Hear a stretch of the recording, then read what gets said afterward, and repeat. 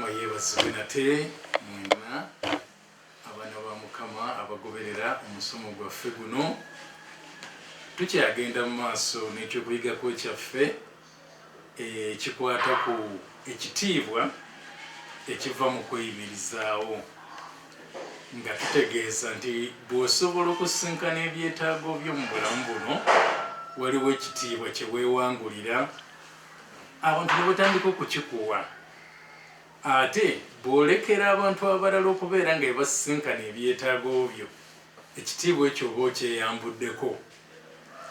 Kati tukyagenda mu maaso n'ekino ekitundu kye 28 kitundu kya 28 wakagobererako bimeka wakayigako bimeka naffe osobola okusubscribinga n'ofuna ebitundu by'otaafuna.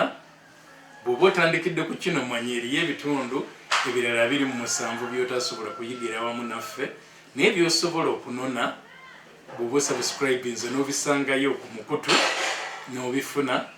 Ate era nga bwe mbakubiriza bulijjo nti bw'olaba nga bye tuyigako birina engeri gye bikugasaamu naye nga wandyagadde ne munno omulala okubeera nga naye abifuna osobola okubeera nga omusindikirako n'ayigira wamu naffe. Ku mulundi ogwayita nayongera okukkaatiriza ekigambo ekigamba nti omuntu yenna fuba okulaba ng'obeera mu busobozi Katonda bw'akuwadde nti buli kimu kyonna ky'okola kikolere mu busobozi Katonda bw'akuwadde within your means, mu ebyo Katonda by'akuwadde. Ne tutunuulira nti ensaasaanya yange yonna werina okutambulira etambulire mu busobozi Katonda bw'akuwadde. Bw'onaabeera nga ensaasaanyayo ku buli kimu nga eri mu busobozi Katonda bw'akuwadde tojja kuwulira nnyo buzito kubanga ojja kubeera nga ebintu obitutte nga ebiteekeddwa okukwatibwa. Bw'oba osaasaanya okusinziira ku nsimbi z'olina, bw'oba otereka okusinziira ku nsimbi z'olina, naye kyotogamba nti ate ensimbi nina ntono sijja kuterekako yadde okyalina kitono. Bw'onaabeera nga olina ekitono naye ng'osobola okwerekereza n'otereka, ne bw'onaabeera ofunye ekingi era gy'okusobolanga okutereka, naye okuterekako bwe kukulema ng'okyalina ekitono ne bw'ofuna ennyingi kubanga teriyo z'ogenda kufuna n'oga nti akati zino zo zinsusseeko kantereke. Ate n'okusingira ddala ffe abakyali mu mbeera eno ey'obwetaavu ffe tusinga n'okubeera nga kitugwanidde okutereka nsobole okubeera nga nva ku ddaala erimu okweyongerayo ku ddaala eddala. Kati waliwo ebintu ebimu bye nayogerako omulundi ogwayita nti tugenze oba tuli mu kkanisa ngaawo tolina kyakuwaayo naye oli n'akukubiriza oba n'akukaka n'agamba nti waakiri weewole oweeyo. Bannange enkola si ntuufu ey'omuntu atalina agwe mu bbanja nti kubanga awaayo eri Mukama. Katonda amanyi nti tolina, Katonda agaba amanyi nti tolina, takusuubira kuwaayo okusukka ku ekyo ekiri mu busobozi bwo kyolina. Ebyawandiikibwa nabibawa omulundi ogwayita mu kitundu ekya 27 sigenda kubiddamu naye kaakati njagala okubalaga nti Katonda waffe ku mulundi guno ngenda kubalaga nti Katonda waffe tayagala tubeere mu mabanja ng'abaana be, tayagala tubeere mu mabanja. Kati olw'okuba Katonda tayagala mbeere mu bbanja tayinza kuŋŋamba nti genda weewole ompe. Tayagala tubeere mu bbanja okusinziira ku byawandiikibwa. Mukama Katonda waffe atuwa omukisa naye omukisa gw'abampadde kwe nnina okusinziira nange okuwayo gy'ali so si kugenda kugwa mu mabanja. Ekyawandiikibwa kino kyo kitera nnyo okusomebwa ky'amateeka 28 olunyiriri olw'12 naye Mukama atandika nti bwe tunaawulira eddoboozi lya Mukama ne tugondera n'ebyo ye Mukama Katonda by'ayagala tukolenga ne tumugondera ne tuwulira eddoboozi lye ne tunyiikira oddiwuliranga. Ekyamateeka 28:12 waga nti Mukama anaakuggulirangawo etterekero lye eddungi eggulu okugaba enkuba y'ensi yo mu budde bwayo n'okuwa omukisa omulimu gwonna ogw'omukono gwo era onoowolanga amawanga mangi so teweewolanga so si teweewolenga naye teweewolanga nga kitegeeza Mukama tayagala twewole. Bayibuli mu kutuyigiriza etulaga nti okwewola kuleetera omuntu okubeera nga takyali mu busobozi oba mu buyinza oba mu mitambo egy'ebyenfuna ebimukwatako. Bwe mbeera nga obusobozi bwange bwa siringi 4,000 ne mmaliriza nga nsobodde okwewola ne nfuna omutwalo awantu naye mwenye obusobozi bwange bwa 4,000 kati kitegeeza kigenda kutambulira mu bulamu obutali obwo bwensobola neetisse ekintu ekisusse obusobozi bwange. Kaakati Mukama tayagala tubeere mu mabanja. Ebbanja likujjako eddembe kye tuyita financial freedom, eddembe lyo ery'ebyenfuna. Oba tokyalina ddembe mu byenfuna oba omaze okwetikka ekikusukkako mu buzito bwo kubanga weetutte ku mutendera ate kwotannaba kubeera ng'otuuka. Era ebbanja ebyawandiikibwa bitulaga nti eyeewola aba muddu w'oyo awola, ng'amakulu buli lwe ŋŋenda neneewola nja kusigala nga ndi muddu w'oyo ampoze okutuusa nga mmaze okusasula ebbanja. Ebyawandiikibwa bingi nnyo ebitugamba bwe bityo. Bwe weewola ku muntu osigala ng'oli muddu w'oyo akuwoze okutuusa nga omaze okusasula ebbanja. Omala kusasula ebbanja n'olyoka wejja oba ne weenunula okuva mu bbanja eryo. Kaakati kyetuvudde tulaba nga ye Mukama agamba nti onaawolanga amawanga mangi era so teweewolanga. Tetuteekeddwa kubeera nga twewola. Lwaki? Mu Ngero 22 olunyiri olw'omusanvu waga nti omugagga afuga abaavu neyeewola aba muddu waawola. Omugagga omu afuga abaavu, amakulu abaavu bonna. Omugagga ng'ali omu afuga abaavu bonna, buli mwavu yenna neyeewola aba muddu waawola. Tuli mu biro nga abantu bangi nnyo obulamu babutambuliza ku banja oba ku mabanja. Era bino byenjogera olwaleero mmanyi nti bigenda kunyiiza abantu bangi nnyo, bigenda kunyiiza abantu bangi, naye kasita mbeera nga kyensomye ekigambo kya Katonda tutwale amagezi ag'ekigambo kya Katonda. Ekigambo kya Katonda kitugamba ki? Bwe nali njigiriza baŋŋamba nti ku buli bintu byonna Bayibuli byeyogerako yo yeyenkomeredde ku ekyo kyeyogerako kwega yeesingayo ku byonna byeyogerako yeebeesingayo, kyeba eyogedde kiba nga kyekisingayo. Kati bwe tugamba nti tulina kwewola kyekiba kisingayo newankubadde ng'embeera yo bwetyo bwegamba nti bwe seewole n'abeerawo ntya, bwe seewole n'abeerawo ntya. Eriyo naga nti ate olaba ne zi gavumenti nazo bazibanja nazo zitambulira mu mabanja, ate kati omuntu omugamba otya nti teyeewole. Kale ebyawandiikibwa bijja genda nga bituddamu ebibuuzo ebifaanana bityo mbimanyi gye biri eyo, naye ebyawandiikibwa bigenda kubeera nga bituddamu. Omugagga afuga abaavu neyeewola aba muddu w'oyo awola. Ngero 22 olunyiri olw'omusanvu. Kaakati nzijukirayo okolumu kino kyaliwo era n'abamu ku bangobereramu abakimanyako nti waliwo omuntu omu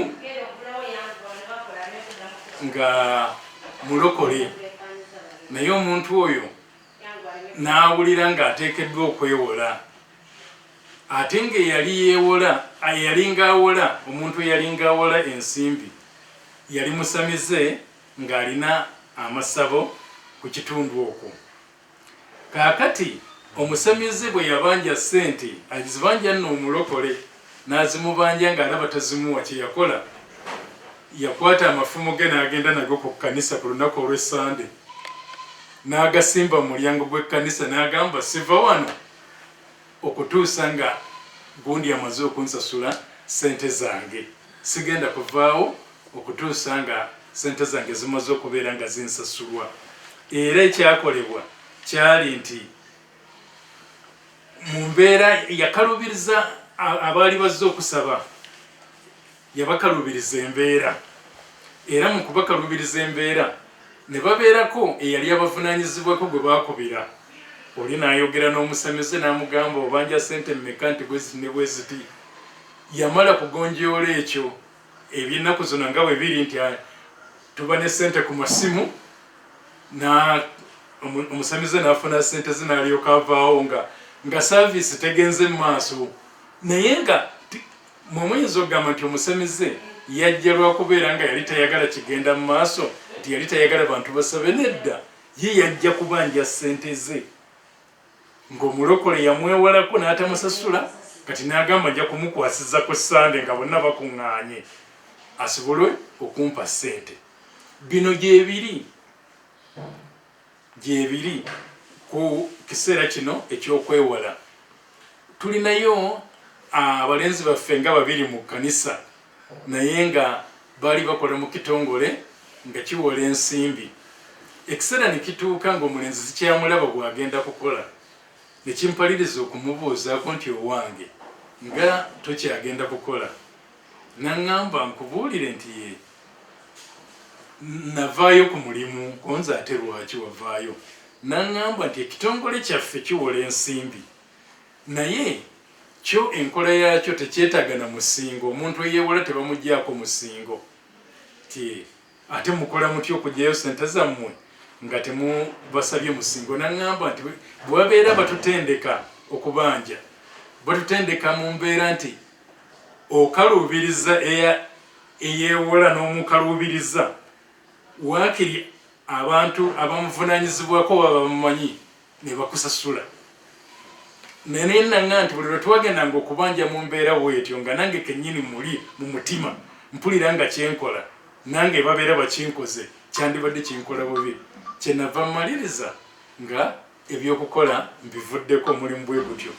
Kati bajjanga ne babanja sente zaabwe nga weewola, nga bo tebakuggyako musingo, naye bakubuuzabuuza, olina omukyalo oba olina omwami nti ye, ate olina baganda bo nti ye babeera luddawa, bwe biti ne bwe biti, amannya gaabwe, balirwana abo, ani naani mulirwanaawo, ng'obabuulira mulirwana wange bwati ne bwati, olina ku masimu ga mulirwanaawo. Kati nga bo abantu abo bakuli okumpi oba balirwanaawo oba abooluganda bo nga be bakozesa, ne bakubeera bubi nnyo. Bayinza okujja awaka ne balemerawo n'emmotoka yaabwe mu lujjaawo, bwe bayomba bwe bakola ki, ekyalo ne kikuŋŋaana nga bagamba ffe tuli wano, ono tumubanja.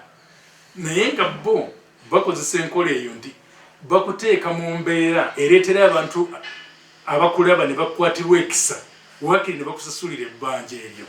Kaakati tekyandibadde kirungi omwana wa Katonda weeteeke mu mbeera efaanana bwetyo. Era kyenva ŋŋamba bwe nti mu kitundu kino nti weewalenga okutambulira mu mabanja bwe kiba nga kisoboka. Bwe kiba nga kisoboka weewale okutambulira mu bbanja. Tujja kulaba nti emirundi egisinga ebintu ebimu ebituyingiza mu mabanja ebindeetera okubeera nga neewola nengwa mu bbanja, senga mmaliriza nga sifunye ampola, ekintu ekyo kisobola okuyita. Kisobola okuyita bw'oba tofunye akuwola. Bw'ofuna akuwola, ebbanja eryo olifuna era n'olaba nti akuyambye. Bw'oba osobodde okuzzayo ssente ez'oyo akuwoze, kiba kirungi era oba weekoze bulungi oba weesumuludde.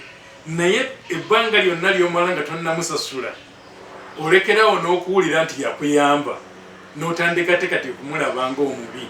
Buli lwakubanja n'omulaba ng'omubi, so nga bwe yali akuwola walaba nga akuyambye, naye bw'ajja okukubanja omaliriza ng'omulaba ng'omulabe gy'oli. Nakati obuteeteeka mu mbeera eyo, kyetuva tubeera nga ebyandika bitugamba nti onaawolanga amabanja mangi so teweewolanga tetuteekeddwa kwewola lwaki kubanga eyeewola aba muddu w'oyo amuwola ngero 22 olunyiri olw'omusanvu.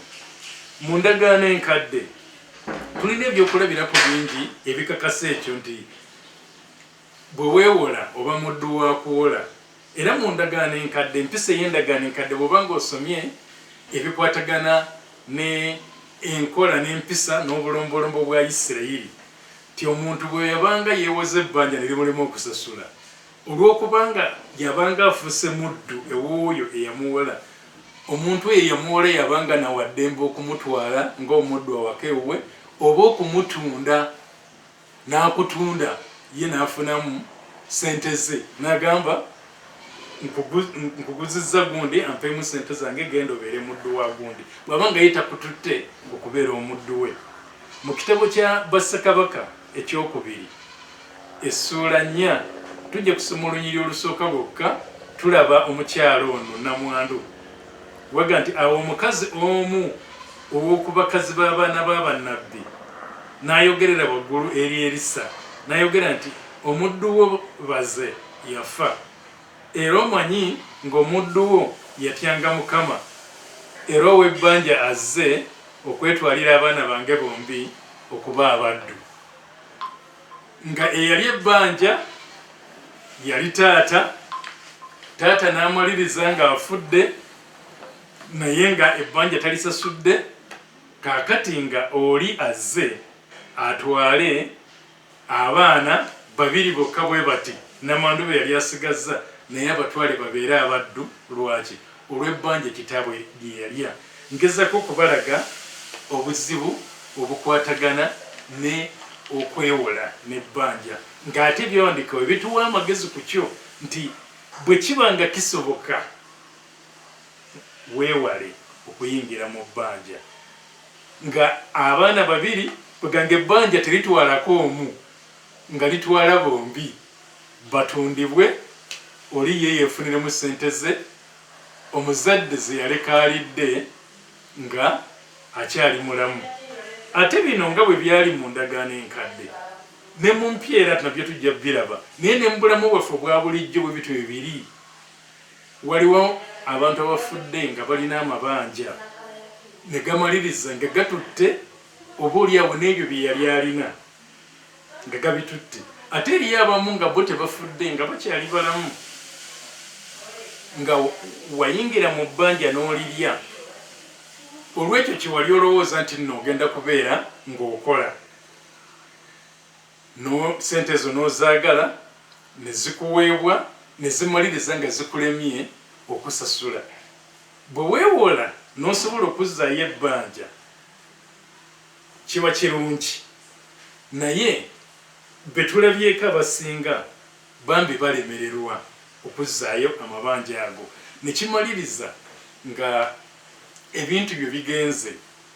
Ebiseera bye tulimu by'abantu bagezigezi nnyo ku bikwatagana n'ensimbi zaabwe n'osanga omuntu nga azze naga ngenda kuwola ti oyagala sente meka ti njagala kakadde kamu oba njagala emitwalo 80 nti ye nti kaakati nti ye leeta endagaano y'ennyumba leeta endagaano y'ekibanja kino kuwazimba.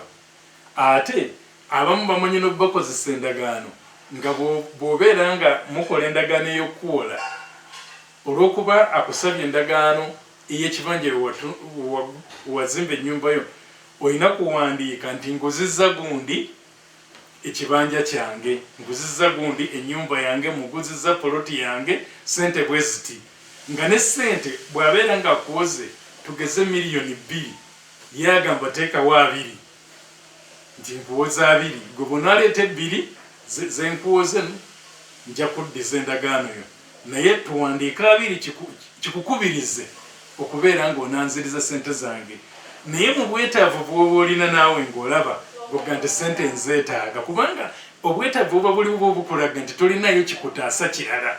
Naye kyembagambye nti senga omuntu oyo amaliriza nga tasobodde kuwola osobola okuvvuunuka ekizibu ekyo nga takuwoze naye bw'akuwola olaba ng'akuyambye. ati obuzibu buli mu kusasula. Ogenda okutunuulira nga weewola miliyoni 2 n'otasobola kusasula mu budde ne zigenda nga zirinnya, kati ng'olina kuzzaayo nga 8, 2 zaali zikubuze. 8 gw'onaasobola okubeera ng'ofuna okusobola okuwaayo. Akati mu mbeera eyo Bayibuli etukubiriza obuteewola, obuteeka wansi wa buddu obwoyo ampoze. Naye nga bwe mbaga nti tuli mu mulembe ng'abantu bangi nnyo ne bizinensi bazitambuliza ku mabanja. Kaakati kiki njagala okukubiriza, kituufu nange nzikiriza nti bizinensi z'abantu bangi zitambulira ku mabanja, nti bw'oba bwakwewola weewole ng'omanyiwa wagenda okujja ssente ezinaasasula ebbanja eryo. Teweewola nga tomanyi wakujja ssente, weewole ng'omanyi wa woonajja ssente. Ne bwe kuba kwewola ebintu ku dduuka, leka kugenda kwewola bintu by'abandi ku dduuka naye nga tomanyi wa woonajja ssente. Manya nti nno nina ekintu kyange kye natunda nti ye tebanansasula, nina omulimu gwange gwe nakola nti ye tebanansasula, ye banansasula nga nsasula w'ebbanja. Naye bw'oba tolinayo ky'osuubira kufunamu ssente, teweewola bbanja.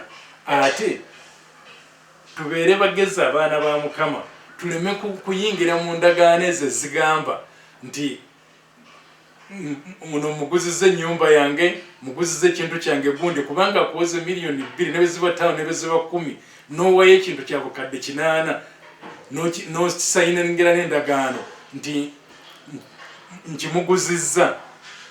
Bw'atyo bwakulimba nti kasita onaazizza ngenda kubeera nga nkuddiza endagaano yo. Naye abasinga bakola bwe bati nti ennaku bwe zituuka ze mwalagaana nga yeekweka, ne bweba ssimu nga tagiteekako, nga bw'omukubira essimu tomufuna, naye nga kyanoonya ennaku ziyiteko agambe ennaku waziyisaako, akati nyongeramu ssente bwe zityo bassa ekyo ekintu kyo kyentwala. Ebyo byonna tulina okubimanya. Naye nga ki Mukama Katonda waffe yabitulabula dda. Biva ku ki? Biva mu kubeera nga sisobodde kubeerawo mu busobozi bwange.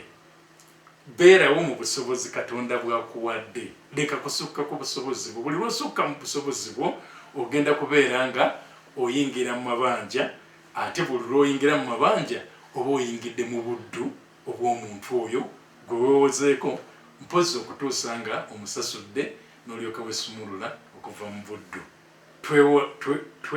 Twewale amabanja, twewale okutambulira mu bulamu obw'amabanja. Nja kwongera okukyogerako kubanga ebyandikibwa bituyigiriza ne mu ndagaano empya mu 2. Mukama abeere nammwe era abakole bulungi. Amiina era amiina.